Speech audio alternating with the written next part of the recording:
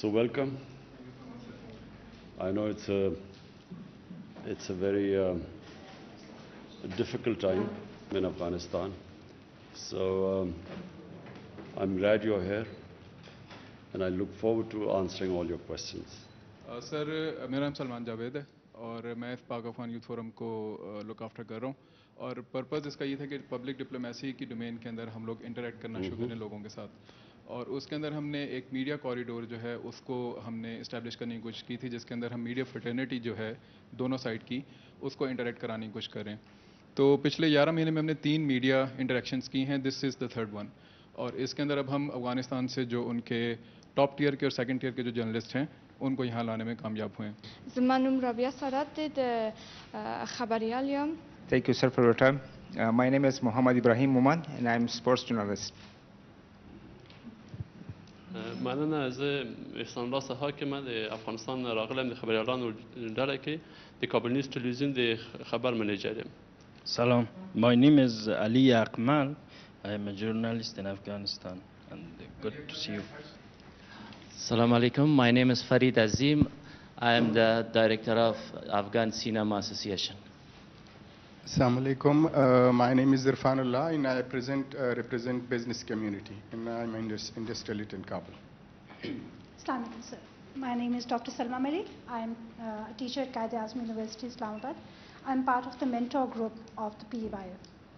Assalamu alaikum ji. I am Dr. Shabana Fiaz. I am heading the Defense and Strategic Studies Department, Quaid-e-Azam University, and I'm also part of the Pak Afghan group. Assalamu alaikum, sir. My name is Shahid Khan. I'm the member of the Pak Afghan Youth Forum and I'm coordinator for the Afghanistan at Pak Afghan Youth Forum. Assalamu alaikum, sir. I am Reema Shaukat and I am part of Pak Afghan Youth Forum. I am looking after the media and outreach in Pakistan for Pak Afghan Youth Forum. Assalamu alaikum. My name is Shugufa Siddiqui. I am director of ZAN TV in Afghanistan. Assalamu alaikum. My name is Asad Kosha. I am the chief editor of Kabul Now. Assalamu alaikum. My name is Zahra Siddiqui. I am presenter for Ariana News TV. Assalamu alaikum. Zamanum Freidundi, the Tulun News Khabarial. Thank you for having us. It's an honor to be here. I'm Shahrazad Kufi. I am a director of a non-for-profit organization in Afghanistan. I'm also a coordinator with the Pakistan-Afghanistan Youth Forum. Assalamu alaikum. Mirwais Nuri, I'm a Afghan journalist, the Afghanistan New Bansatgun Madwati Masul. Okay ji. कौन questions करेगा? One question is that this is injected in Afghanistan, in the people of Afghanistan, that India and Pakistan are part of the problems in Afghanistan. So have you ever tried this president or government of these three countries to sit together? I haven't seen anything like this. We have bilateral visits, but I didn't see any trilateral meeting India, Pakistan, and Afghanistan. And my second question is about sports. You are iconic in the region. There is any plan of sports activities from Pakistan side in Afghanistan, because you have implemented so many projects in Afghanistan, but nothing about sports yet. The issue with India, the problem we face with India is that on the 5th August 2019, India unilaterally discarded the United Nations Security Council resolution and took away the statehood of Kashmir. Now, in 1948, there were two resolutions that the people of Kashmir, through a plebiscite, they would decide whether they want to be part of India or Pakistan. Since that right was not given to them, the people of Kashmir have since then struggled to get that right, and Pakistan has backed them. But on 5th August 2019, India took away that statehood, that special status of Kashmir. So from then onwards, Pakistan has broken off all diplomatic relationship with India. And unfortunately, until they restore that statehood, we cannot really have a trilateral talk, which means India, Pakistan, and Afghanistan. I have been to Afghanistan. I have good relationship with President Ghani, and our own relationship has been very good, except that recently there have been statements from Afghanistan which basically accuse Pakistan of what is happening there. And it's very unfortunate because we feel that no country has tried harder than Pakistan to force the Taliban to get on the dialogue table, first with the Americans and then trying to get them on a dialogue table with the Afghan government. But no country has tried as hard as we have. And this has been verified by the focal person, the United States focal person, Zalmay Khalilzad. Sports. Frankly, I haven't had time for sports in these last 3 years. There have been so many other issues. But what I can say is that I don't think any country, I know the history of cricketing world, no country in such a short space of time has improved in cricket as Afghanistan. It is, someone who understands cricket, I can tell you this is unheard of. Countries that have reached the status of Afghanistan have been playing cricket for 70 years. The Afghanistan cricketers have basically learned their cricket in the refugee camps here, which is last 40 years. So it's remarkable. تا چی حد میان حکومت ملکی پاکستان و حکومت نظامی پاکستان توافق وجود داره؟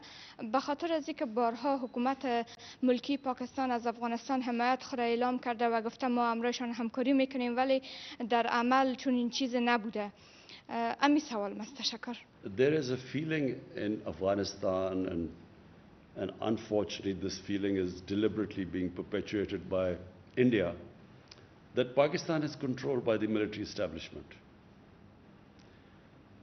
All the policies, foreign policies that my government has made have been part of a manifesto. They have been part of a manifesto for the past 25 years. Whatever foreign policy I have had has been part of my party's manifesto. So I always believed that there was no military solution in Afghanistan. I always believed that eventually there will have to be a political settlement in Afghanistan. It's exactly what I have been saying for 15 years, what I've been saying since I've been in government for the last 3 years. The Pakistan Army fully supports the government. I always wanted to have peace with India. The Pakistan Army has fully backed all my initiatives towards India for peace.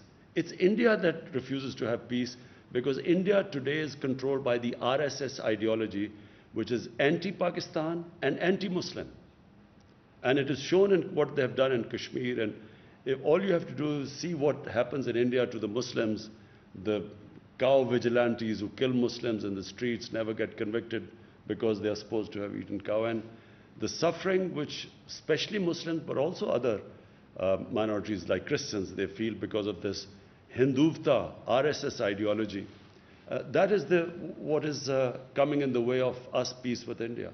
So, but the Pakistan Army has stood by my government in every way. There is no difference. So, now we come to Afghanistan.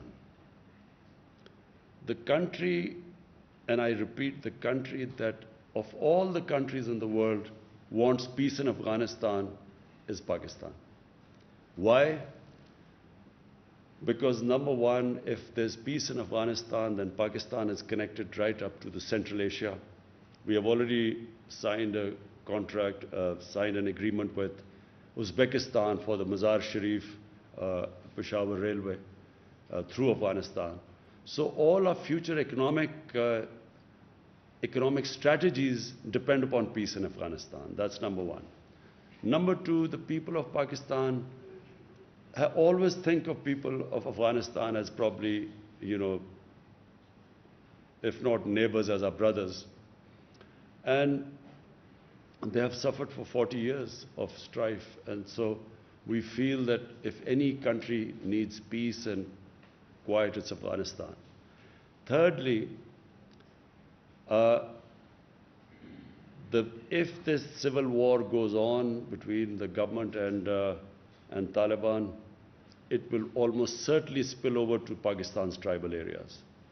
And we have really, in the last time when we joined the American War on Terror, and as a result, we had the American War on Terror spilled onto Pakistan's tribal area. 70,000 Pakistanis were killed in that. So last thing we want is that civil war spilling over into Pakistan, which it will do if it is a protracted civil war. And finally, we already have 3 million Afghan refugees. We cannot afford, if there's civil war, there will be more refugees coming in. And Pakistan does not have the economic conditions to, to have another influx of refugees. So it is in our interest, and that is why Pakistan has tried its best, is trying its best for a political solution in Afghanistan. Thank you so much for your time.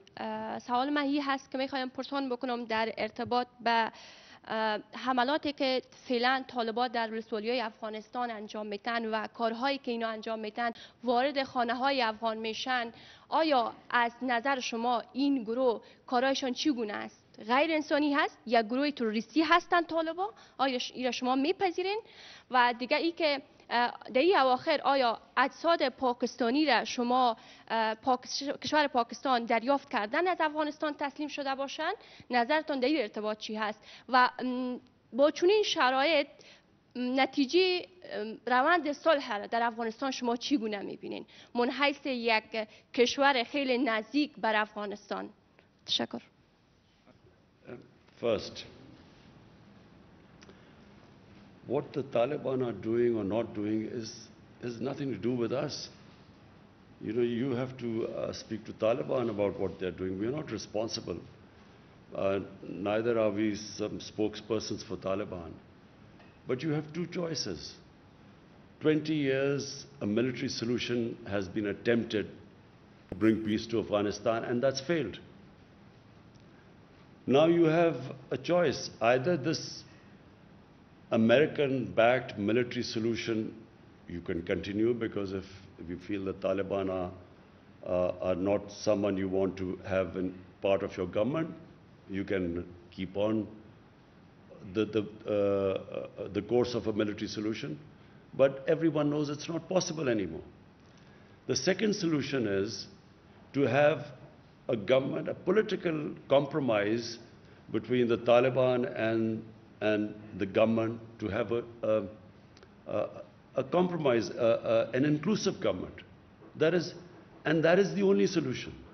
Now, what the Taliban are doing or not doing has nothing to do with us.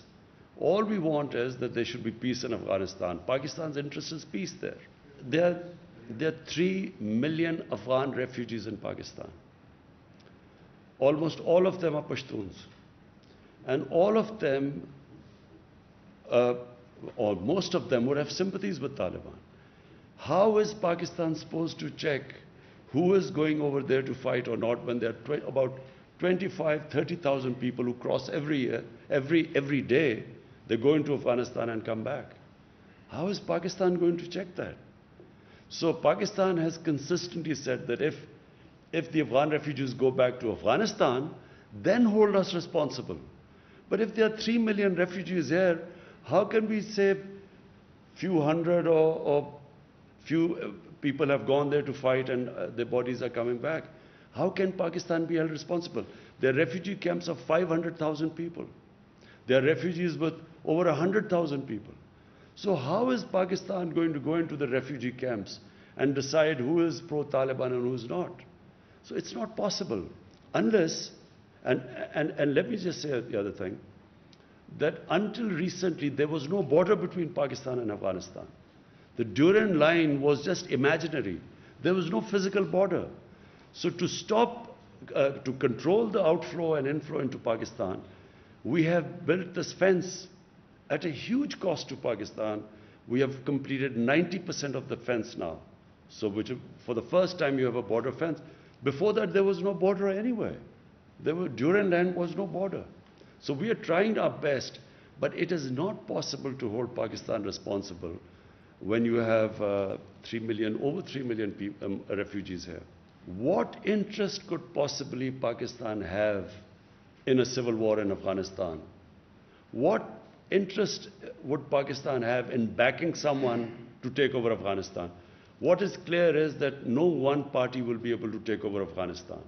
So if Taliban try to take over Afghanistan, it will just be an ongoing civil war. In the past, Pakistan did have an interest. In the 90s, Pakistan had an interest. And why did Pakistan have interest? Because Pakistan had this policy of strategic depth.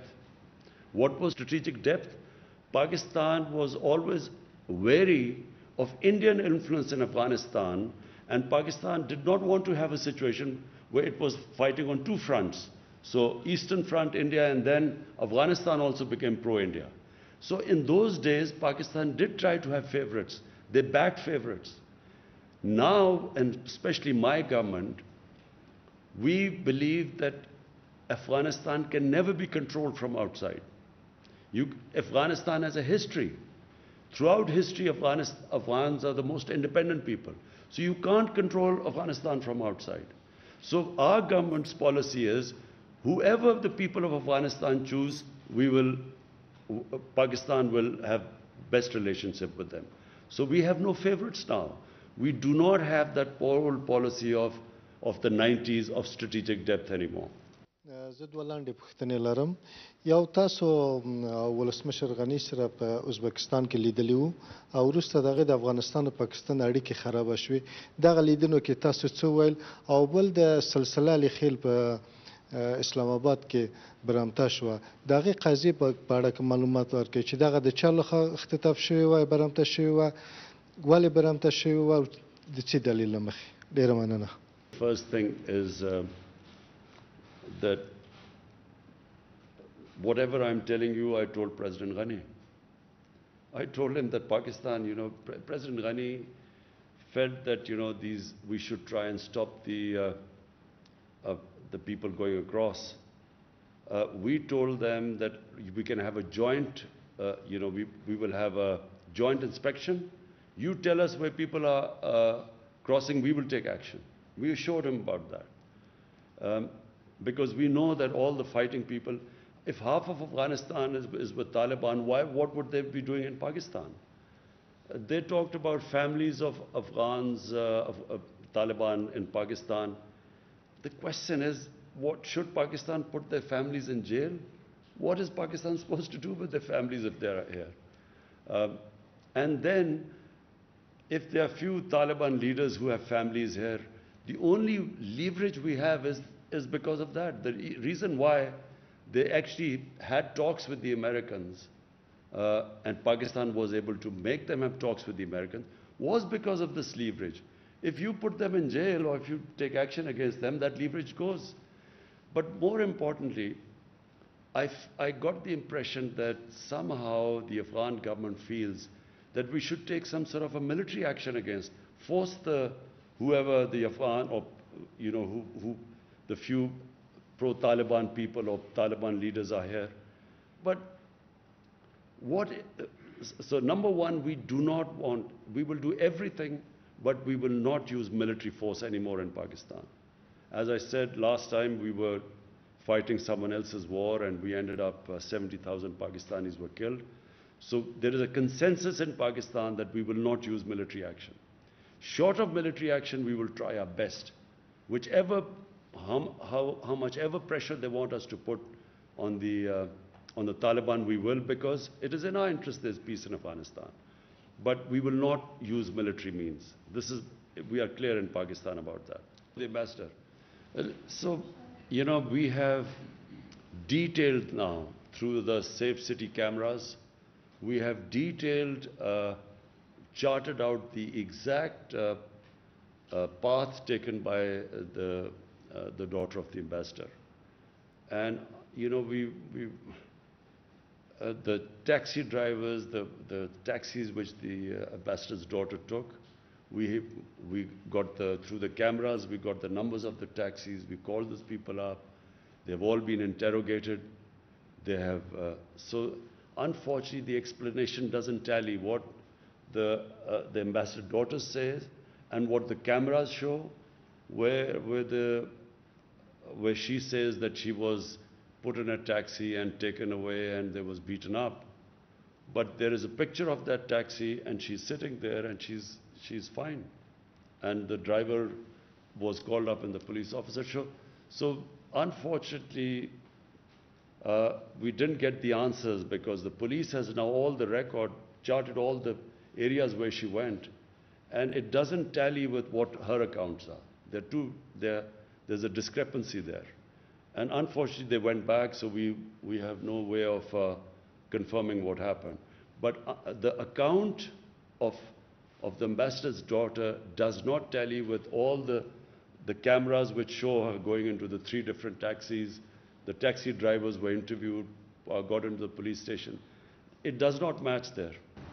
Sir, Yeah. Afghan government has requested for a team to visit Pakistan for sharing this investigation, and we have conveyed our confidence for that team to visit next week. So you've heard that there's a team coming from Afghanistan. We will give them all the information they want. We will give them the pictures from the safe city cameras, exactly the movements, and so that they can go and ask the questions to the daughter when they go back. بخیر تشکر is an میکنم که فرصت گذاشتین وقت گذاشتین بر ما. میخوایم سوال داشته باشم در قسمت پروسه صلح Afghanistan.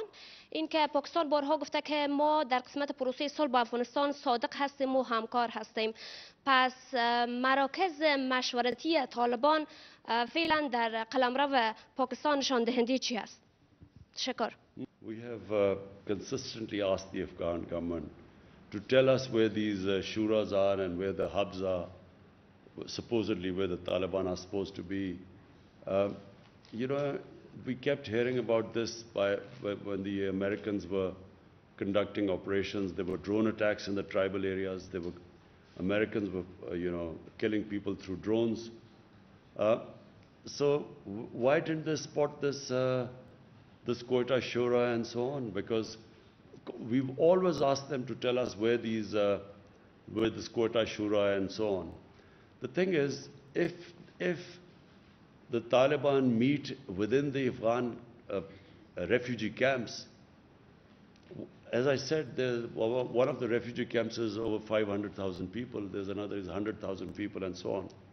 So it's not easy for Pakistan to tell them exactly, who's coming and where. So, this has been asked over and over again, and let me just, in the end, say one thing.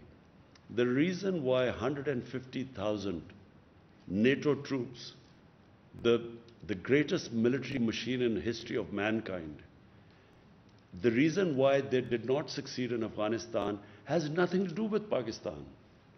It's exactly what the Americans did in Vietnam. When they failed in Vietnam, they blamed, some insurgents from Cambodia or Laos, and they actually bombed Cambodia and completely destabilized Cambodia. But they still didn't make any difference.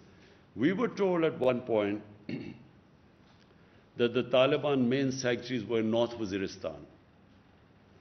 They kept pushing us that we should take action in North Waziristan. Finally, after 4 or 5 years, Pakistan actually took action in North Waziristan. 1 million people were internally displaced from North Waziristan when Pakistan took action. 1 million people were displaced.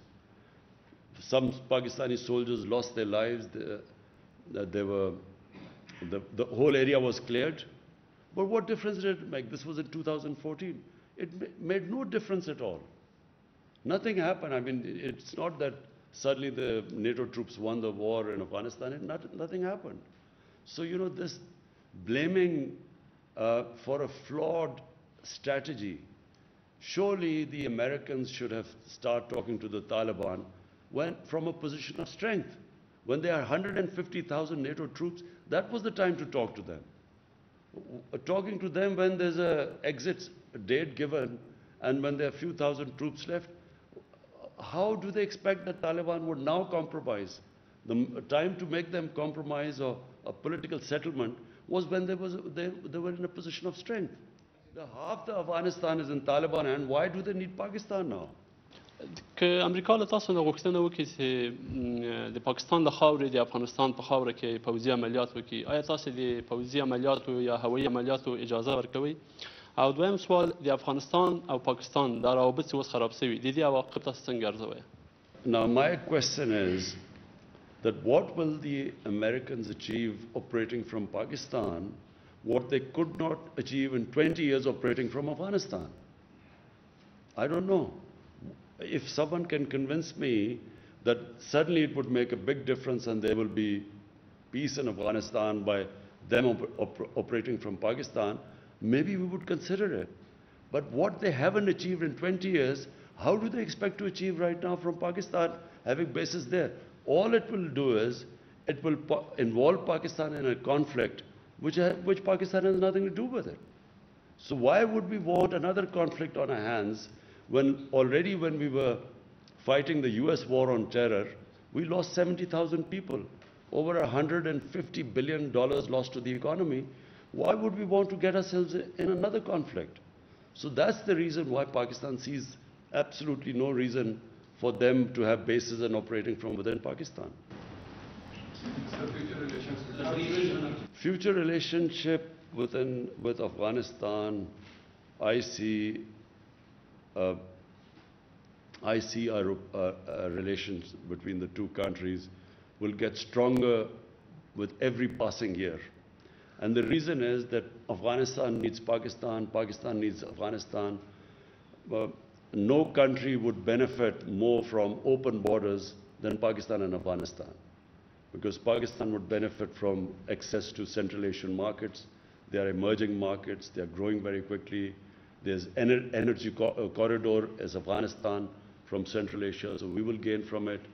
And Afghanistan, of course, has a huge Pakistani market of 220 million people, and then a port, Gwadar port, and of course, Port Qasim. So it's a mutually beneficial relationship. And people don't realize that Afghanistan was part of Pakistan and India for a long time. And then there was a time when Pakistan, North Pakistan, was part of Afghanistan for 70, 80 years. So there's a strong linkages between the two countries. And I think that once this the situation calms down in Afghanistan, and which we pray it calms down very quickly, then I think we will have probably the best years of our relationship. Normally मैं किसी media का journalist नहीं हूँ, मैं cinema से ताल्लुक़ रखता हूँ, तो इसीलिए हम सोशल में बहुत काम करते हैं। और अल्हम्दुलिल्लाह ये जो रवाबत अभी तक अब ख़राब हो चुका है पॉलिटिक्स से, सोशल पे कोई असर नहीं डाला है। अभी भी हम इधर आ सकते, उधर लोग काम करते हैं पाकिस्तान से। बट मेरे शख्सी एक ही सवाल है, जो जब से मैं पैदा हुआ हूँ हर बार मुझे ये कहा गया है कि पाकिस्तान के साथ पाकिस्तान के पास एक परेशानी है अफ़गानिस्तान से। फिर मैं यूनिवर्सिटी गया और उधर मेरे को बुला गया कि ये परेशानी दाऊद खान के ज़माने से शुरू हुआ है। मैं ये जानना चाहता हूँ कि ये कौन सा परेशानी है जब इतनी साल ख़त्म नहीं हो रहा है। Thank you. देखिए, जो मुल्कों के अंदर रिलेशनशिप होती है ना, वो कभी भी एक जगह पे जाके नहीं अड़ जाती, वो चेंजेबल है, डायनामिक चीज़ है। एक ऐसी है कि कई दफ़ा शख्सियत दो आ जाती है मुल्क में, रिलेशनशिप बेहतर हो जाती है, और एक शख्सियत कभी ऐसे हेड्स ऑफ स्टेट आते हैं कि उनकी रिलेशनशिप ख़राब हो जाती है। कई दफ़ा इंटरेस्ट बदल जाते हैं, एक मुल्क का एकदम इंटरेस्ट बदल जाता है। लेकिन जो बेसिक चीज़ अफ़गानिस्तान और पाकिस्तान में है वो कि देखिए, एक तारीख़ है, कई 100 साल की तारीख़ है जो ये सारे ख़त्ते में इंटरेक्शन था। ये जो पेशावर था ये सेंटर था, काबुल सेंटर होता था, सारे सिल्क रूट थी, ये यहाँ से सारा जाता था हिंदुस्तान, उधर से आते थे, फिर कंदहार से रूट थी मुल्तान के ज़रिए। ये पुरानी ट्रेड रूट्स हैं और पुरानी रिलेशनशिप्स हैं। कितनी अफ़गान फैमिलीज़ वहाँ से आई, पाकिस्तान सेटल हो गई। मेरी सारी माँ और बाप के कबीले सारे अफ़गानिस्तान से आए थे, यहाँ सारे हिंदुस्तान में सेटल हो गए कितने 100 साल पहले। तो ये इंटरेक्शन हमेशा रहा है। इसमें कभी कभी برا وقت آتا ہے. افغانستان کا انٹرسٹ ہو گیا سوویٹ سے, پاکستان کا انٹرسٹ چلا گیا امریکہ کے ساتھ, اس کے اندر ہماری ریلیشن شپ خراب ہو گئی. پھر آئی حکومت افغانستان کا ہندوستان کے ساتھ قریبی ہو گیا, تو ظاہر ہے پاکستان سے خراب ہونی تھی ریلیشن شپ. لیکن لانگ ٹرم ریلیشن شپ, نیچرل ریلیشن شپ ہے ہی پاکستان اور افغانستان کی.